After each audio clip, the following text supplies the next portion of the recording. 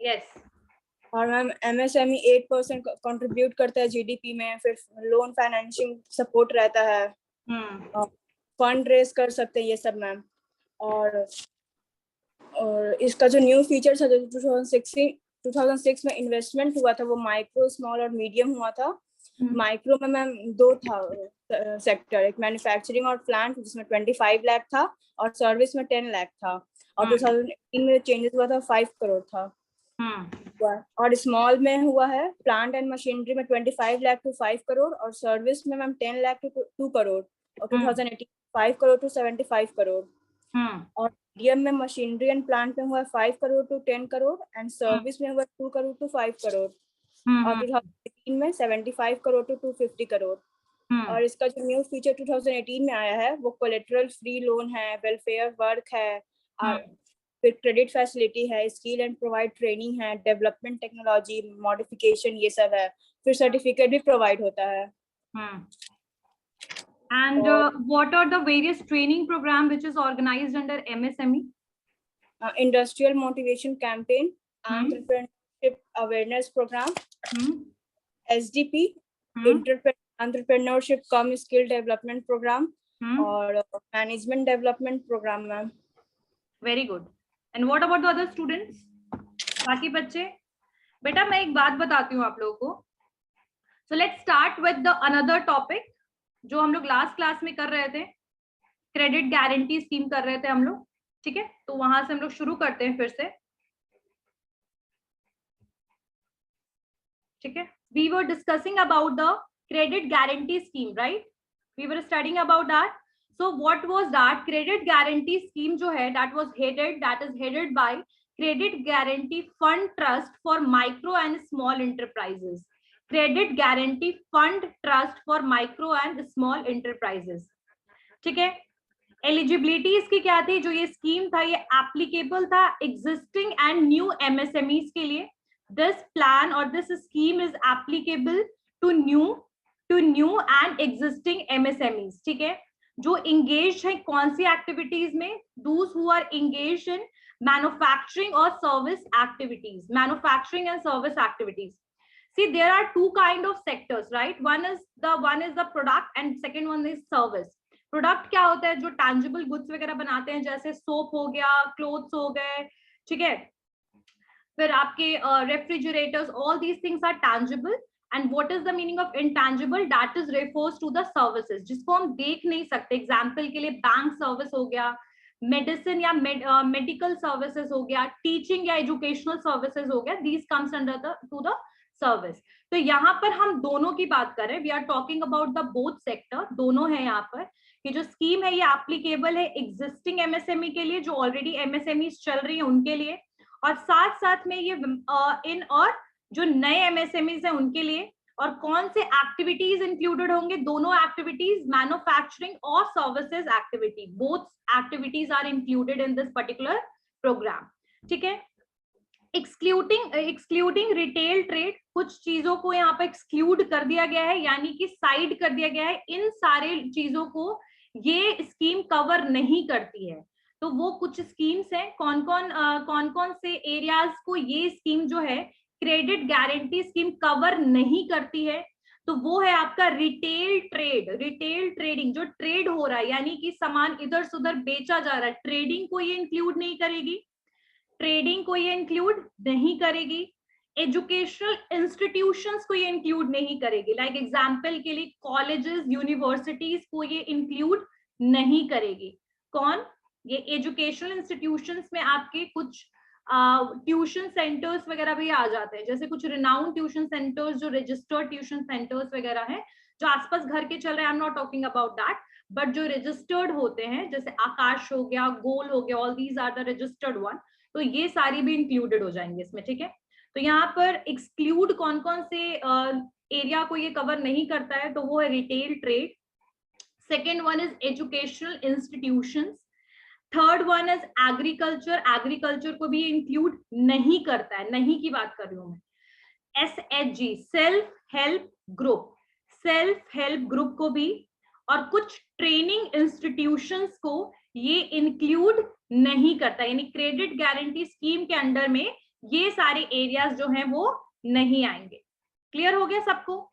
तो credit guarantee scheme जो है वो बेसिकली मैन्युफैक्चरिंग वगैरह के लिए एमएसएमईज वगैरह को क्या देता है, लोन प्रोवाइड करता है, बट कुछ सेक्टर्स को एक्सक्लूड करता है, यानी अलग करता है।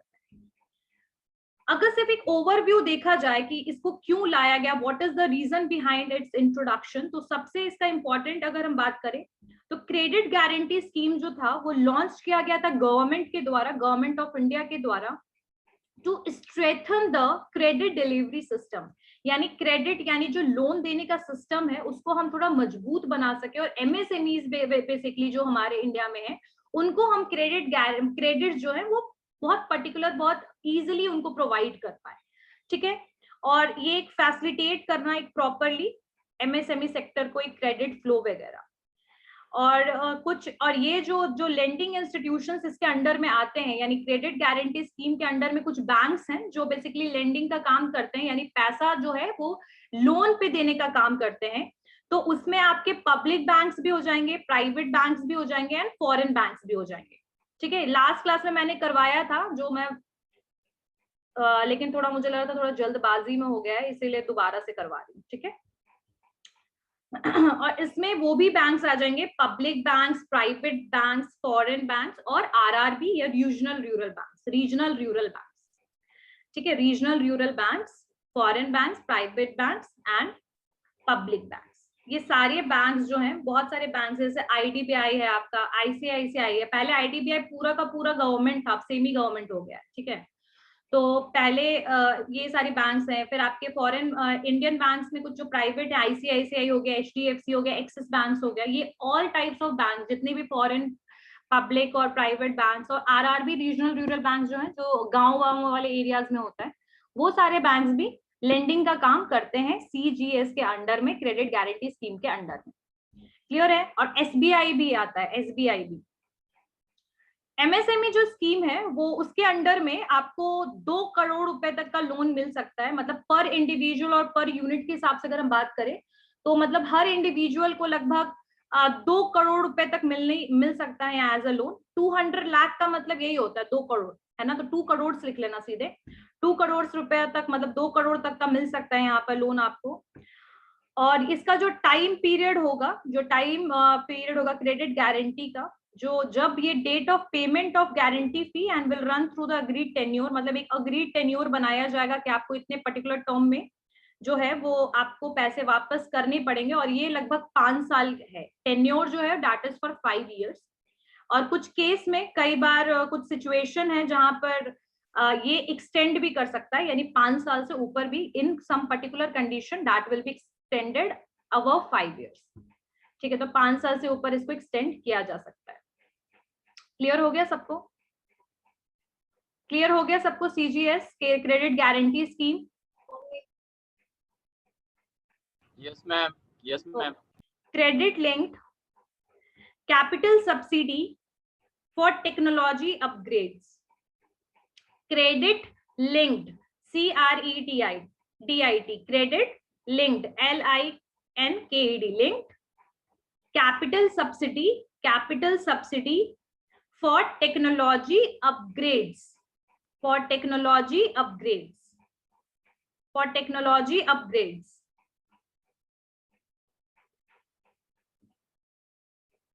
अच्छा, इसी सेक्टर जो मैं आप लोगों को बताई थी, गवर्नमेंट ने कुछ स्टार्ट किया है लोन वगैरह प्रोवाइड करना, तो इससे पहले मैंने कुछ और भी लोन्स के बताए थे। कौन कौन से थे वो? कौन कौन से थे जिनको मैंने आप लोगों को बताया था कि ये और भी कुछ मैंने स्कीम्स लिखवाए थे आप लोगों के? कौन कौन से स्कीम्स थे वो? End to end energy efficiency, very good, bank credit facilitation scheme, और ये क्रेडिट गारंटी स्कीम, और अभी जो आपने लिखा है credit link for capital subsidy for technology upgrades. Very good. बाकी बच्चे सो तो नहीं रहे हो तुम लोग? सारे बच्चे लिख लो, मैं पहले बता देती हूँ, क्वेश्चन इससे पक्का आएगा, श्योर है, 100% surety I am giving for this, because अभी सबसे ज्यादा इंपॉर्टेंट यही है, क्योंकि जो एंटरप्रेन्योर्स बन। चलिए आगे बढ़ते हैं हम। सो ये जो क्रेडिट लिंक्ड कैपिटल सब्सिडी है फॉर टेक्नोलॉजी अपग्रेड्स, जो ये स्कीम है, ये किसके द्वारा हेडेड किया जा रहा है, यानी किसके द्वारा चलाया जा रहा है, कौन सा डिपार्टमेंट, कौन से मिनिस्ट्री में आता है? तो ये ऑफिस ऑफ डेवलपमेंट जो कमिश्नर है ये मिनिस्ट्री ऑफ एमएसएमईज में आता है, इसमें लिख लीजिए मिनिस्ट्री ऑफ एमएसएमईज के अंडर में इसको चलाया गया है। ऑफिस ऑफ डेवलपमेंट कमिश्नर, या फिर आप सिर्फ लिखिए ministry of MSMEs, ministry of MSMEs, इतना ज्यादा डीपली नहीं लिखने का जरूरत है, right, MSMEs, ministry of MSME के द्वारा इसको चलाया गया है, ठीक है। और इसमें एलिजिबिलिटी क्या है, यानी ये जो बेसिकली इसके अंडर में जो आप लोगों को लोन मिलेगा उसको कौन कौन उसके लिए एलिजिबल है।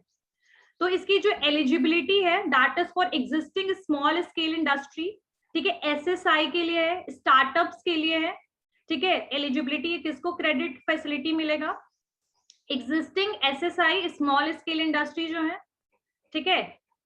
एमएसएमई में आपने पढ़ा है माइक्रो स्मॉल एंड मीडियम, तो यहाँ पर जो स्मॉल इंडस्ट्रीज के लिए अलग से है एसएसआई स्मॉल स्केल इंडस्ट्रीज, तो एग्जिस्टिंग जो स्मॉल स्केल इंडस्ट्रीज है उनको मिलेगा, ठीक है। एसएसआई स्टार्टअप्स, जो एसएसआई स्टार्टअप्स हैं यानी जो स्मॉल स्केल इंडस्ट्री में स्टार्ट कर रहे हैं उनको, registered with the state directorate of industries, यानी जो स्टेट के डायरेक्टोरेट ऑफ इंडस्ट्री, यानी इन शॉर्ट इन सबको मत याद कीजिए, बस इतना याद रखिएगा।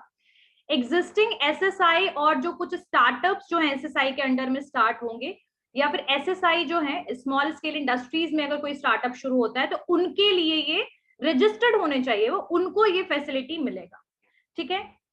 और इसमें क्या मिलेगा, बेसिकली यहाँ पर अपग्रेड करने के चांसेस मिलेंगे, that particular credit amount is given for the upgradation their existing plant and machinery with state of the art technology, ठीक है, with or without expansion and eligible for the scheme। ध्यान से सुनिएगा आप इसको शॉर्टकट में, ये जो क्रेडिट फैसिलिटी है ये एग्जिस्टिंग एसएसआई स्टार्टअप्स को मिलेगा, एग्जिस्टिंग एसएसआई स्टार्टअप्स को ये मिलेगा, क्यों, और वो जो कि रजिस्टर्ड होंगे, डेफिनेटली वो रजिस्टर्ड होंगे, पहला चीज। दूसरा कि उनको ये जो फैसिलिटी है वो क्यों मिलेगा, credit facility for upgradation of the plants and machinery and और टेक्नोलॉजिकल अपग्रेडेशन के लिए, यानी कि जिनके पास प्लांट मशीनरी ऑब्सोलीट हो गया है, पुराने हो गए हैं, नया कुछ मार्केट में टेक्नोलॉजी आया है, for the product efficiency, for increasing the revenues and all. अगर आप प्रोडक्ट इफिशियंसी नहीं होगा तो प्रोडक्शन का हाई होगा ही नहीं, टाइमली कंप्लीशन नहीं होगा वर्क का। तो ऐसा कुछ भी टेक्नोलॉजी होता है जो आपके काम को कन्वीनियंस, मतलब आपके लिए कन्वीनियंस हो यूज के लिए, फिर लो कॉस्ट में प्रोडक्ट बनाता हो, या तो फिर वो आपके प्रोडक्शन को इंक्रीज कर दे, तो ऐसे कोई भी केसेस में जहां टेक्नोलॉजिकल अपग्रेडेशन की जरूरत पड़ती है किसी भी एसएसआई स्टार्टअप्स को, तो ऐसे केस में उनको ये लोन प्रोवाइड किया जाएगा। क्लियर हो गया। और इसमें जरूरी नहीं है कि अगर आप टेक्नोलॉजी यूज कर रहे हैं तो आपको अपनी कंपनी को एक्सपैंड करने की जरूरत है, ऐसा कुछ नहीं। आप जितना आपका अभी साइज है कंपनी का अगर उतना भी रहता है तो नो नीड फॉर एक्सपेंशन, यानी विद और without expansion if you want to do some technological upgradation with your old tools and machinery, in that case you are eligible for getting the credit amount under the credit linked capital subsidy for technology upgrades। तो इसके under में आपको क्या मिल जाएगा, credit facility मिल जाएगा, ठीक है। ये एक बिजनेस लोन है स्टार्टअप्स के लिए। क्या एम है इसका, वही टेक्नोलॉजी अपग्रेड्स करना, प्रोवाइड करना एसएसआई यूनिट्स को। और इसमें एसएसआई यूनिट के साथ साथ एक और आती है यूनिट आपके, खादी भी इसमें अंडर में, इसके अंडर में ही आ जाएगा, khadi and village and coir industrial unit. Khadi, village and coir industrial units को भी इंक्लूड करता है, यानी small scale industry, khadi industry, village industry and coir, COIR, coir industries, ठीक है, उनको भी इंक्लूड करता है और क्रेडिट देता है फॉर मॉडर्नाइजेशन और टेक्नोलॉजिकल अपग्रेडेशन। सब लोग लिख रहे हो, सारे बच्चे? पहले तो सब वीडियो ऑन करके बैठो, सारे बच्चे वीडियो ऑन करके बैठो। तो इसका कितना है इसमें, तो इसमें जो स्कीम्स जो है ये लगभग आप लोगों को 40 लाख रुपए से 1 करोड़ रुपए तक आपको लोन मिल सकता है इसके अंडर में, ठीक है। 40 लाख टू 1 करोड़ तक का लोन मिल सकता है। और सब्सिडी भी मिलेगा, यानी कि कभी चाहे गवर्नमेंट आपको कुछ सब्सिडी भी दे सकती है, और सब्सिडी जो है लगभग 12 से 15% के बीच में आपको सब्सिडी भी मिलेगा, ठीक है। 12 to 15% you will get subsidy and the credit amount is 40 lakh to 1 crore, यानी 40 लाख से 1 करोड़ रुपए तक का आपको लोन मिलेगा for modernisation and technological upgradation purpose. Clear है ना?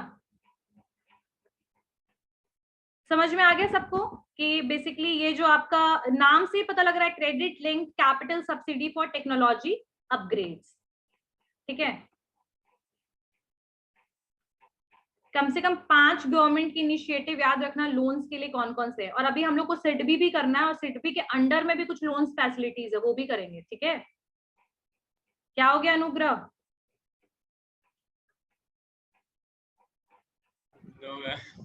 एग्जिस्टेंस में रहना चाहिए बिजनेस। ऐसा कुछ तो अभी तक इसमें कोई एलिजिबिलिटी के बारे में बात नहीं किया गया है, बट हाँ एसएसआई होना चाहिए, रजिस्टर्ड होना चाहिए और स्टार्टअप्स होना चाहिए। ठीक है, और इवन अभी तो इसके बारे में ये भी नहीं बताया गया कि कितने दिनों में पेमेंट करना है, तो आई गेस 5 years ही होता है ज्यादातर लोन्स का। ठीक है, और सब्सिडी तो सबको पता है ना, subsidy is the amount which is given. Ankit clear हो गया बेटा? अंकित समझ आ गया? सब्सिडी जो है that is a particular amount which is given by that is a particular amount which is given by government as a support. For example, let me tell you, that is not related with the basically startups and entrepreneurs, but that is related with the normal loan. Ki my sister she took loan, education loan, right?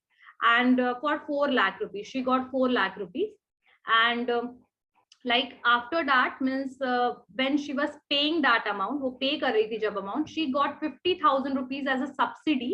So 50,000 रुपए जब उसे subsidy मिला तो उसी 50,000 से she repaid that particular loan amount, right? तो एक तरीके से लोन का अमाउंट के लिए एक सब्सिडी मिलता है, जिसके लिए वो एक हेल्पफुल अमाउंट होता है गवर्नमेंट की तरफ से। तो लगभग 12 से 15% कई बार आपको सब्सिडी भी अमाउंट मिल जाता है इस केस में। क्लियर हो गया सबको? Credit link capital subsidy for technology upgrades clear हो गया? अब एक और लिखिए, क्वायर उद्यमी, एक minute,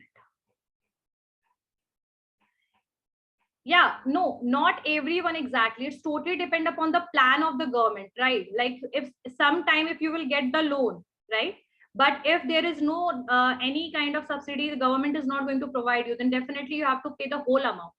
But sometime for the women education and for something for development and for better improvement the society's status, they are basically giving the subsidy amount. Like if there is a technological upgradation, definitely that is lead to the economic growth. So in that case, they are basically, the government is influencing or government is motivating the companies or the startups to use the modern techniques or the technological upgradation. For that, they are providing the subsidy, right? So it's obviously if someone are taking loan under this particular scheme, what we discussed, okay, technological upgradation wala scheme, then definitely they will get the subsidized amount 12% to 15%. Okay. क्वायर Udyami Yojana, क्वायर No ma'am. Yes, ma'am. Who is saying yes, ma'am? Please raise your hand.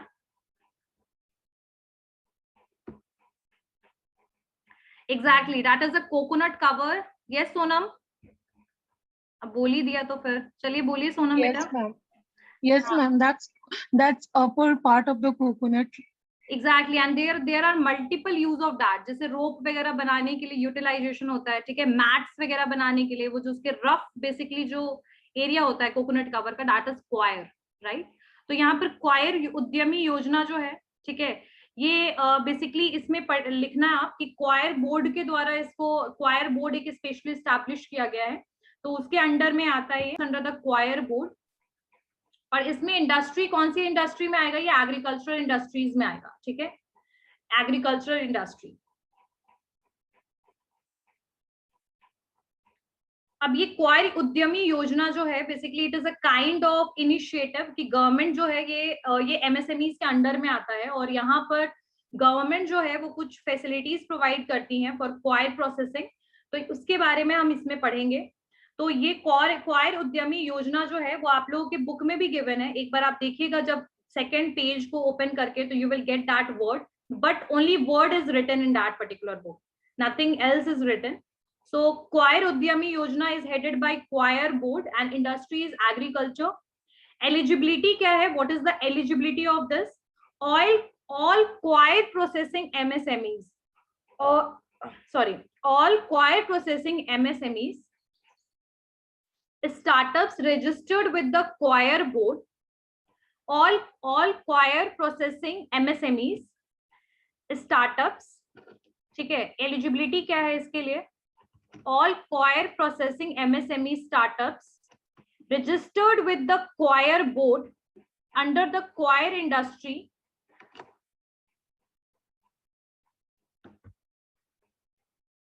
Vikram I have, तो इसमें ये जो eligibility है क्या है कि जितने भी क्वायर प्रोसेसिंग यूनिट्स है एमएसएमईज के अंडर में, उनको रजिस्टर्ड होना जरूरी है। किसके अंडर? क्वायर इंडस्ट्रीज एक्ट 2008 के अंडर में उनको रजिस्टर्ड होना जरूरी है, और फिर वो एलिजिबल है स्कीम के लिए। और इस स्कीम में क्या क्या चीजें होंगी? इस स्कीम में असिस्टेंस मिलेगा, assistance under the scheme will be made available to individuals, यानी इंडिविजुअल्स को यहाँ असिस्टेंस भी मिलेगा, ठीक है। कंपनीज, इंडिविजुअल्स को भी मिलेगा, कंपनीज को भी मिलेगा, सेल्फ हेल्प ग्रुप अगर कोई है तो उनको भी मिलेगा, एनजीओज है उनको भी मिलेगा, ठीक है। इंस्टीट्यूशन जो रजिस्टर्ड है सोसाइटी रजिस्ट्रेशन एक्ट के अंडर में, उनको भी मिलेगा, ठीक है। और कोई ज्वाइंट लायबिलिटी अगर है, कोई चैरिटेबल ट्रस्ट है, सबको इसमें लाभ या फैसिलिटी मिलेगा, असिस्टेंस मिलेगा, ठीक है। किसको मिलेगा? यहाँ पर आपके जो स्टार्टअप्स हैं उनको भी मिलेगा, इंडिविजुअल कंपनीज हैं, इंडिविजुअल कोई है या कंपनीज है कोई, या फिर कोई सेल्फ हेल्प ग्रुप है या एनजीओ है, नॉन गवर्नमेंट ऑर्गेनाइजेशन है, वो जो भी रजिस्टर्ड है सोसाइटीज रजिस्ट्रेशन एक्ट के अंडर में अगर कुछ सोसाइटीज हैं तो उन सबको असिस्टेंस मिलेगा क्वायर उद्यमी योजना के अंडर में, ठीक है। और स्टार्टअप जो गवर्नमेंट से ऑलरेडी सब्सिडी ले चुके हैं, गवर्नमेंट सब्सिडी जो ले चुके हैं, ठीक है, उनको भी इस स्कीम के अंडर में, वो यहाँ पर उनको कोई सब्सिडी नहीं मिलेगा, लोन मिल सकता है लेकिन सब्सिडी नहीं मिलेगा। यानी जो ऑलरेडी स्टार्टअप्स में कोई सब्सिडी गवर्नमेंट का ले चुके हैं, they are not able to get the subsidy but they are able to get the assistance and loan under the coir Udyami Yojana. क्वायर Udyami योजना जो है ये किसके द्वारा चलाया जा रहा है? That is coir board. और ये कौन सा इंडस्ट्री में आएगा? एग्रीकल्चर, क्योंकि कोकोनट है तो एग्रीकल्चरल इंडस्ट्रीज का काम में आएगा ये। और इसका अगर ओवरव्यू देखा जाए तो यहाँ पर जो स्कीम है इसका एम क्या है? सपोर्ट करना क्वायर यूनिट को, यानी कि क्वायर यूनिट को, क्वायर उद्यमी योजना जो है ये क्वायर यूनिट को हेल्प करती है, असिस्टेंस भी देती है, और साथ साथ में ये इस स्कीम का काम क्या है कि क्वायर यूनिट को हम सपोर्ट करें, ठीक है, सपोर्ट करें उसके एस्टैब्लिशमेंट में। बैंक जो है इसको फाइनेंस करती है, कैपिटल एक्सपेंडिचर्स, टर्म लोन्स वगैरह देती है, कैपिटल रिक्वायरमेंट के लिए देती है। कैपिटल रिक्वायरमेंट यानी इनिशियल अमाउंट जो आपको लगेगा कभी कोई क्वायर यूनिट को स्टार्ट करने में, उसके लिए देगी, ठीक है। और इसमें जो इंसेंटिव है ये बैंक जो है टोटल सपोर्ट करती है 10 लाख रुपए का, मतलब 10 लाख रुपए तक आपको सपोर्ट मिलता है इसमें। किसके अंडर में? आपके क्वायर उद्यमी योजना के अंडर में 10 लाख रुपए का, 10 लाख रुपए का आपको मिलेगा, ठीक है। और ये जो लिमिट है इसका जो टाइम पीरियड यही होगा कि रेट ऑफ इंटरेस्ट जो है वो चार्ज तब होगा बिजनेस लोन का जब आपका बेसिकली स्टार्ट हो जाएगा बिजनेस, उसके बाद कुछ पर्टिकुलर टाइम में, लाइक इसमें भी कुछ पर्टिकुलर टाइम गिवन नहीं है, लेकिन हाँ ठीक है, इसको भी एक पर्टिकुलर टाइम पीरियड में इसको पेमेंट करना पड़ेगा। अमाउंट बहुत ज्यादा नहीं है, 10 लाख रुपए मिलेगा। तो इन शॉर्ट इसको ऐसे याद कर लीजिएगा, coir Udyami Yojana that was started under coir board, agriculture sector में ही आता है। यहाँ पर जो एलिजिबिलिटीज क्या है, उन क्वायर इंडस्ट्रीज के जो एमएसएमईज के अंडर में है, ठीक है, और वो क्वायर बोर्ड रजिस्ट्रेशन एक्ट 2008 के अंडर में रजिस्टर्ड है, यानी फिर जो रजिस्टर्ड क्वायर कंपनीज जो है एमएसएमई के अंडर में आती है उनको ये सुविधा मिलेगी। सुविधा में क्या मिलेगा? पहले तो असिस्टेंस मिलेगा आपको कि आप असिस्टेंस में, ये इंडिविजुअल को भी असिस्टेंस देगा क्वायर उद्यमी योजना, ठीक है, स्कीम के अंडर में इंस्टीट्यूशंस को भी देगा, कुछ सोसाइटीज हैं उनको भी देगा, एनजीओस को भी देगा, कोऑपरेटिव सोसाइटी को भी देगा, जॉइंट लायबिलिटी ग्रुप को भी देगा, फिर आपके चैरिटेबल ट्रस्ट, इन सबको बेसिकली असिस्टेंस प्रोवाइड करेगा, ठीक है। और साथ साथ में ये जो स्टार्टअप्स वगैरह जो हैं, जो ऑलरेडी जिनको सब्सिडी मिला है एक बार गवर्नमेंट की तरफ से, उनको सब्सिडी तो नहीं मिलेगा इसके अंडर में, लेकिन हाँ असिस्टेंस वगैरह मिल सकता है। और साथ साथ जो लोन या अमाउंट जो है वो बेसिकली प्रोवाइड किया जाएगा वो 10 लाख रुपए का होगा। और क्वायर जो बेसिकली इंडस्ट्री को शुरू करना एस्टैब्लिशमेंट के लिए ये एक तरीके का मोटिवेशनल प्रोग्राम है जो गवर्नमेंट के द्वारा शुरू किया गया है, ठीक है, ताकि बहुत सारे क्वायर इंडस्ट्री जो एस्टैब्लिश हो पाए। क्लियर है? तो यहाँ पर एक जो बेसिकली 10 लाख रुपए मिलेगा और ये जो होगा ये जो आपके प्रोजेक्ट से 25% से ज्यादा नहीं होना चाहिए। यानी अगर आपका टोटल प्रोजेक्ट जो है वो 20 लाख रुपए का है तो आपको 5 लाख रुपए का आपको इसमें असिस्टेंस मिल सकता है, और अप टू कितना है तो 10 लाख रुपए। अगर आपका 40 लाख रुपए का तो आपको 25% मिल जाएगा तो वो 10 लाख रुपए हो जाएगा। तो दैट इज द थिंग कि 25% आपका होना चाहिए, जितना का भी प्रोजेक्ट है उसका 25% इसके अंडर में आपको क्वायर उद्यमी योजना के अंडर में आपको अमाउंट मिलेगा एज अ लोन। तो ये है आपका एक और तरीका क्वायर उद्यमी योजना। नेक्स्ट है आपका एक और इनिशिएटिव जो गवर्नमेंट ने लिया है, एक और है एमएसएमई बिजनेस लोन स्टार्टअप्स इन 59 मिनट्स। इसमें लिखिए MSME business loans for startups, MSME business loans for startups in 59 minutes. अच्छा, नाम से क्या पता लग रहा है?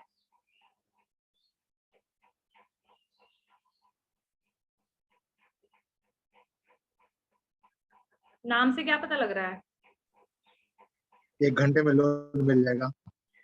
अच्छा, ये चीज ना बहुत ज्यादा हो भी गया है। If you are using anyone, if you are using private banks, then this kind of things you always see that with the 4 or 2 or 3 clicks you will get the loan amount, right? So that is the thing कि आजकल fast loan देने का system आ गया है, तो उसी के under में एक ये लोन का सिस्टम है। एमएसएमई बिजनेस लोन मतलब micro small business medium enterprises के लिए लोन है, बिजनेस लोन फॉर स्टार्टअप्स। ये भी याद रखिएगा, फॉर स्टार्टअप्स इन 59 मिनट्स, यानी 1 घंटे से पहले। तो नाम जरूर लिख लीजिएगा, MSME business loans for startups in 59 minutes. इसको लॉन्च किया गया था सितंबर 2018 में, मतलब that is not the very मतलब ओल्ड इनिशिएटिव नहीं है, ये बहुत रिसेंट इनिशिएटिव है। That was taken in September 2018 and like credit guarantee scheme, that is also comes under the credit guarantee fund trust for micro and small enterprise, credit guarantee fund trust for micro and small enterprise। यानी इसको launch किया गया 2018 में, और किसके under में launch हुआ है? Credit guarantee fund trust for micro and small enterprise, that is CGTMSE। ठीक है, अब इसमें कौन कौन एलिजिबल है, कौन कौन एलिजिबिलिटी क्या है इसमें? तो एलिजिबिलिटी है फॉर एग्जिस्टिंग बिजनेस यानी जो स्टार्टअप्स हैं, और borrowers should be GST IT compliant, यानी कि जो जीएसटी वगैरह भरता हो, आईटी वगैरह मतलब आईटी वगैरह और ये जीएसटी के सारे रूल्स वगैरह फॉलो करता हो। एक मिनट। तो this MSME business loans for startups in 59 minutes वाला जो है, दैट इज लॉन्च्ड इन 2018, सितंबर 2018 में इसकी शुरुआत हुई, और इसको CGTMSE यानी credit guarantee fund trust for micro and small enterprises के द्वारा शुरू किया गया, हेडेड किया गया। एंड एलिजिबिलिटी क्या है? For existing businesses, borrower should, जो मतलब जो लोन लेगा, जो पैसे लेगा, वो जीएसटी और आईटी कंप्लायंट होना चाहिए, ठीक है, और उसके 6 मंथ की स्टेटमेंट यानी कि बैंक स्टेटमेंट फैसिलिटी लेना पड़ेगा, यानी कि बैंक में उसका कितना फंड है, उसका क्रेडिट स्कोर वगैरह क्या है, ये सब कुछ पहले कंपनी, यानी कि ये जो है आपका एमएसएमई बिजनेस लोन जो है, ये पहले हर चीज को चेक कर लेगी। And after checking this, when they are 100% satisfy जब हो जाएगी कंपनी, तब जाकर के यहाँ पर इनको लोन की फैसिलिटी मिलेगी। 1 मिनट वेट करना जरा। पहले तो 6 महीने के बैंक स्टेटमेंट आपको प्रोवाइड करने पड़ेगा, 6 मंथ का बैंक स्टेटमेंट, ठीक है। सेकेंड जो है, आपको आईटी जीएसटी कंप्लायंट होना पड़ेगा, यानी कि आप जीएसटी वगैरह भरते हो हर साल, ठीक है, पेमेंट करते हो, वो भी ध्यान रखना पड़ेगा। और आपको बिजनेस की लोन की एलिजिबिलिटी के लिए अपनी कंपनी का income revenue statement, repayment capacity यानी कि क्रेडिट स्कोर बोलते हैं जिसको, कभी भी अगर आप क्रेडिट कार्ड भी यूज करते हो तो आपका क्रेडिट स्कोर बनता है, अगर आप रीपेमेंट बहुत लेट करते हो तो आपका क्रेडिट स्कोर बहुत नीचे होता है, ठीक है। तो आपका रीपेमेंट की कैपेसिटी क्या है वो ध्यान रखना पड़ेगा, आपकी एग्जिस्टिंग क्रेडिट फैसिलिटीज क्या है, ठीक है, और आपने कहीं और अदर फैक्टर्स जैसे आपने कोई बैंक्स वगैरह से, लेंडर्स वगैरह अगर कोई हैं आपके, आपने और भी कहीं से लोन ले रखा, तो ये सारी चीजों का ध्यान रखना पड़ेगा, यानी कि बैंक जो है पहले ये सारी चीजों को चेक करेगी। प्राइम मिनिस्टर नरेंद्र मोदी जो है उन्होंने डिस्क्राइब किया था ये इनिशिएटिव 12 पॉइंट के साथ एमएसएमई सेक्टर के लिए, और जो ये इनिशिएटिव था इसका एम क्या था कि प्रोसेस करना लोन के अप्रेजल को, ठीक है, ऐसे वे में कि कोई भी एलिजिबिलिटी लेटर जो है वो 60 मिनट के अंडर में उसको लोन मिल जाए, ठीक है, यानी कि क्रेडिट की जो फैसिलिटी है स्मॉल एंड माइक्रो एंटरप्राइजेस में उनको आराम से 60 मिनट के अंडर में ही लोन मिल जाए, ठीक है, यानी प्रोसेसिंग जो होना लोन का, जो लोन प्रोसेसिंग हो, ध्यान रखिएगा, तो लोन प्रोसेसिंग जो हो वो 60 मिनट के अंडर में ही कंप्लीट हो जाए, ठीक है। और इसमें जो लोन मिलेगा ये कॉन्टैक्टलेस बिजनेस लोन है। कॉन्टैक्टलेस बिजनेस लोन का मतलब क्या है कि जहां पर आपका जो स्टार्टअप्स वगैरह जो है, जो कॉन्टैक्टलेस बिजनेस लोन का मतलब है कि जो आपको ऑटोमेटिकली किसी टेक्नोलॉजिकल वे में मिल जाए, जैसे कि मोबाइल में आपके पास ऐप आता है, ठीक है, जैसे कोई भी मोबाइल में ऐप आया और मतलब अगर कोई मैसेज आता है तो आप कैसे लोन ले लेते हो, वैसे ही उसी तरीके से कि यहाँ पर कॉन्टैक्टलेस बिजनेस लोन है। और ये जो करेंटली जो इसका जो वैल्यू वगैरह है वो कितने रुपए से कितने रुपए तक मिल सकता है, 1 लाख रुपए से आपको 1 करोड़ रुपए तक का लोन मिल सकता है, 1 लाख टू 1 करोड़। और इसका इंटरेस्ट रेट जो होगा, इसका जो इंटरेस्ट रेट होगा दैट इज फ्रॉम 8% ऑनवर्ड, यानी कि 8% से ऊपर जो होगा इसका इंटरेस्ट रेट होगा। Obviously if you are getting loan very quickly then definitely you have to pay something for that and that is more interest rate, 8% से ऊपर इसका इंटरेस्ट रेट होगा। क्लियर हो गया? तो ये जो बेसिकली था इसका ओवरव्यू अगर मैं बताऊं आपको, MSME business loan for startups in 59 minutes, ये 2018 में शुरू किया गया सीजीटी एमएसए के under, credit guarantee fund trust for micro and small enterprises. इसमें जो इसकी जो एलिजिबिलिटी थी कि कोई भी एग्जिस्टिंग बिजनेस या स्टार्टअप है और वो पूरा जीएसटी कंप्लायंट है, यानी उसका पूरा रिकॉर्ड जो है वो बहुत बेटर है बैंक के नजर में, यानी कि जैसे मुझे भी कई बार लोन के लिए आता है, पता है क्यों आता है? The reason that I am always paying the credit amount on the time. So if you are a good consumer, you are paying your amount of credit timely, then you are basically eligible for so many facilities, right? It is hard to say, but the name suggested this that it is only within the 59 minutes, तो maybe हो सकता है, but maybe it will be increase, but अगर आपके paper में आएगा तो you have to write this that हाँ 60 मिनट के अंडर में that is प्रोसीजर हो जाता है। तो आपकी अगर रिपेमेंट कैपेसिटी अच्छी है, इनकम रेवेन्यू ठीक है, आप जीएसटी कंप्लायंट, आप हर तरीके से बेटर, और आपको पैन और आधार भी मिल गया है तो you will get all the information, मतलब बैंक को बहुत इजीली इन्फॉर्मेशन मिल जाता है किसी भी कंपनी और इंडिविजुअल के बारे में।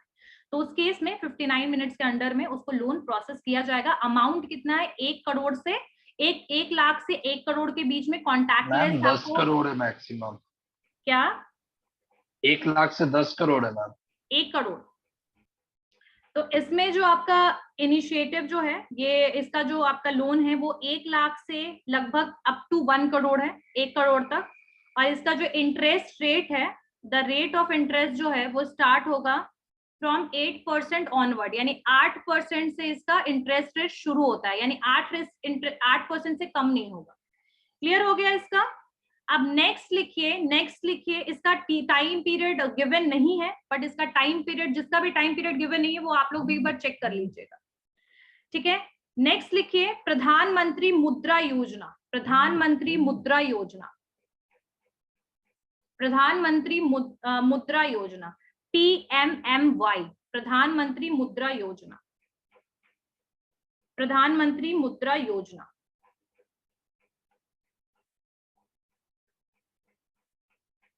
सब जितने भी मैं लिखवा रही,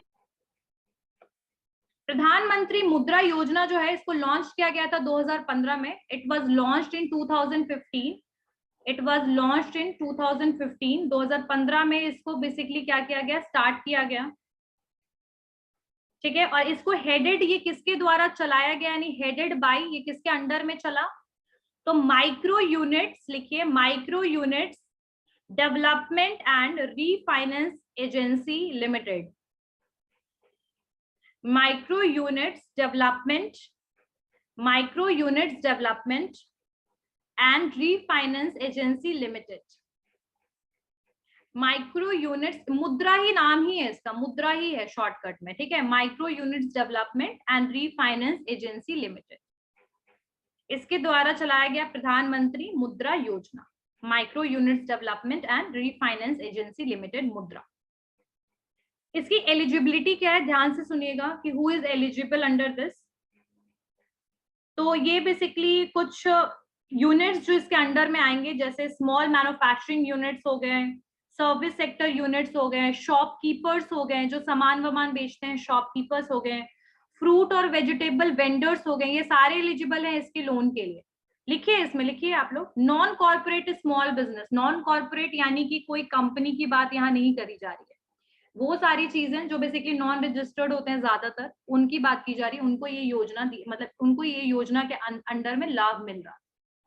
तो कौन कौन इसके अंडर में आएंगे, आपके स्मॉल मैन्युफैक्चरिंग यूनिट्स हैं, सर्विस सेक्टर यूनिट्स हैं छोटे मोटे, शॉपकीपर्स हो गए, फ्रूट और वेजिटेबल वेंडर्स हो गए, ट्रक ऑपरेटर्स हो गए, रिपेयर शॉप वाले हो गए, रिपेयर शॉप्स,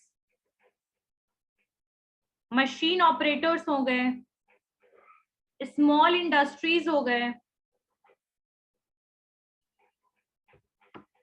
ठीक है, तो food repair service, small industry, artisans हो गए, आर्टिशियंस जो पेंटिंग वगैरह बनाते हैं, जो आर्टिफैक्ट्स वगैरह बनाते हैं, यानी फिर जो डिजाइनिंग आइडल्स वगैरह बनाते हैं, तो आर्टिस्ट वगैरह भी हो गए. फूड प्रोसेसर, जैसे कोई अचार वचार बना रहे हैं, जैम वैम बनाते हैं, छोटे मोटे जो नहीं होते लोकल कंपनीज एंड ऑल, तो वो फूड प्रोसेसर्स, वो सबके लिए बेसिकली वो सारे इसके अंडर में आते थे. ठीक है, तो ये बेसिकली जो लोन्स वगैरह दिया जा रहा था, ये रूरल और अर्बन एरियाज दोनों में अप्लाई था, यानी कि ये लोन अर्बन और रूरल एरियाज दोनों में अप्लाई था. और यहाँ कुछ एनसीएसबी जो थे, नॉन कॉर्पोरेट स्मॉल बिजनेस को ये बेसिकली ये एनसीएसबी को अपने अंडर में मतलब इंक्लूड कर रहा था, इन्हीं को प्रोवाइड किया जा रहा था लोन, यानी non corporate small business segment. ठीक है, non corporate small business segment, ये सारे इसके अंडर में आ रहे थे. और ये जो एग्जाम्पल दिया ना, इन लोगों को ये फैसिलिटी मिल रही थी इस स्कीम के अंडर में. तो ये सारे लोग जो भी थे, all kind of manufacturing, service, trading, all these sectors, they are comes under the Mudra loan. They can get Mudra loan, इनको मुद्रा लोन मिल सकता था. यानी कि कोई सब्जी वाला है, if they want loan for something, they are able to get the loan under this particular scheme. Mudra scheme की अगर मैं बात करूं, तो मुद्रा स्कीम जो था, ये एक रिफाइनेंस सपोर्ट और बोल सकते हैं एक माइक्रो फाइनेंस था. माइक्रो फाइनेंस का मतलब होता है जहां अमाउंट काफी छोटा अमाउंट दिया जाता है एज अ लोन.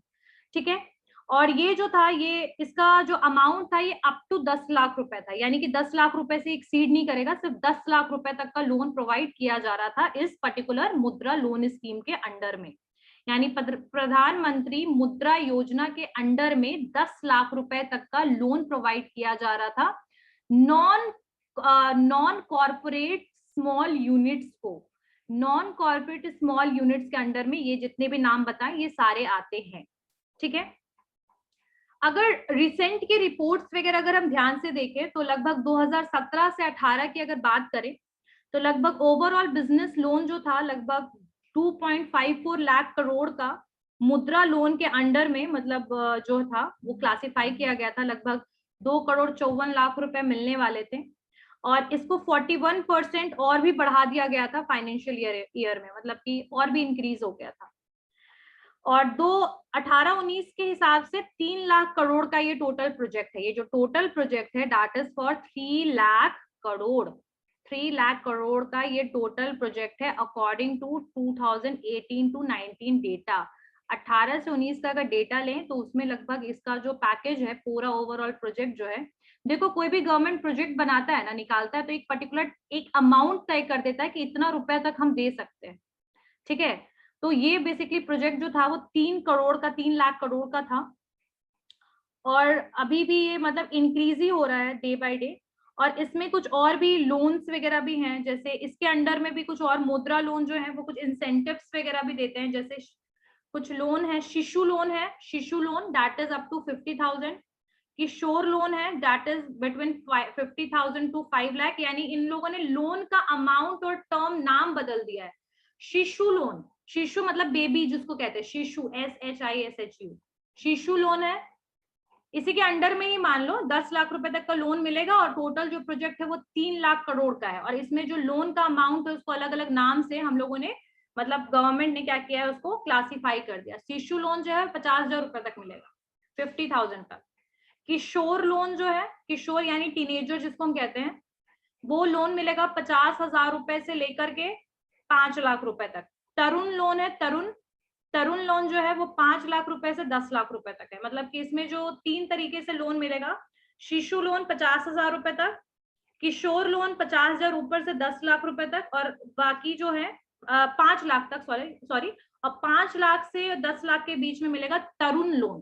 तो ये तीनों टाइप के लोन ये मुद्रा के अंडर में आए हैं, और इनको NCSB को इन्होंने कवर किया है, यानी Interest नॉन कितना लगेगा? Corporate small industries. क्या बोल रहे हो अंकित? इंटरेस्ट कितना लगेगा? इंटरेस्ट इसमें है, अभी इंटरेस्ट के बारे में तो ऐसा कुछ गिवन नहीं है, बट इसका इंटरेस्ट जो है कंपैरेटिवली 5 to 7%, मतलब ज्यादा नहीं है, 5 to 7%। ठीक है, एक बार चेक कर लेना आप लोग भी फिर भी। तो ये जो है इसमें जनरली जो है 10 लाख रुपए तक का लोन मिल रहा है। तो ये आपका जो है, ये आपका क्या है, प्रधानमंत्री मुद्रा योजना PMMY NCSB को कवर कर रहा है, यानी कि नॉन कॉर्पोरेट स्मॉल इंडस्ट्रीज को कवर कर रहा है। और जितने भी बताया ना, fruit vendors, repair shop, shopkeeper, ये सारे मुद्रा लोन के अंडर में लोन ले सकते हैं। नेक्स्ट लिखिए smile, SIDBI makes in India soft loan fund for MSMEs। इसमें मुझे तो नहीं लगता ज्यादा बताने की जरूरत है, खैर हम लोगों ने इसको पढ़ा था, बट स्टिल फिर भी इसको थोड़ा सा लिख लीजिए, समझ लीजिए इसको। उसके बाद एक स्टैंड अप इंडिया है जो बेसिकली लाया गया है, और एक सस्टेनेबल फाइनेंस स्कीम है। लिखिए सिडबी को, तुम लोग को किस दिन एक्स्ट्रा। तो small SIDBI make in India soft small जो फंड ऑफ MSME है, लॉन्च हुआ था अगस्त 2015 में, और इसको कौन लेकर आया था? सिडबी लेकर आया था, small industrial development bank of India. SIDBI के द्वारा इसको लाया गया था, make in India soft loan fund for MSME smile. Eligibility क्या थी इसकी, कौन कौन किसको मिल सकता था स्मॉल ये लोन, किसको मिल सकता था? न्यू एंटरप्रेन्योर्स को, जो बेसिकली मैन्युफैक्चरिंग होंगे या फिर सर्विस सेक्टर के होंगे, वो अप्लाई कर सकते हैं। और एग्जिस्टिंग अगर कोई एंटरप्राइज है, एग्जिस्टिंग एंटरप्राइज अगर कोई है और वो अगर चाहता है कुछ मॉडर्नाइजेशन करना, एक्सपेंशन करना, टेक्नोलॉजी अपग्रेड करना, तो ऐसे केस में वो भी इसके अंडर में कवर हो जाएंगे। यानी कि इसमें एलिजिबिलिटी क्या है, नए जो कंपनी है वो भी एलिजिबल है, पुरानी कंपनी जो है वो भी एलिजिबल है। नए कंपनी अपनी कंपनी को शुरू करने के लिए उनको पैसे चाहिए होंगे, लोन चाहिए होंगे, और जो ऑलरेडी एग्जिस्टिंग कंपनी एक्सपेंशन और मॉडर्नाइजेशन के लिए क्या करेगी, लोन ले सकती है। एम क्या है इस स्कीम का, क्या एम है बेसिकली इसका है कि एक soft loan, soft term loan वगैरह प्रोवाइड किया जाएगा इसके अंडर में। और इसमें जो आपका अमाउंट है, मैक्सिमम लोन अमाउंट है that is up to 20 lakh रुपए है, ठीक है। और 15% मतलब 20 लाख रुपीस तक है इसमें, ठीक है। टाइम पीरियड आपका 3 साल है, और कुछ केस में ये बेसिकली इसका टेन्योर जो है वो बढ़ सकता है, इंक्रीज कर सकता है। तो that is a smile, and I am not basically focusing on this particular topic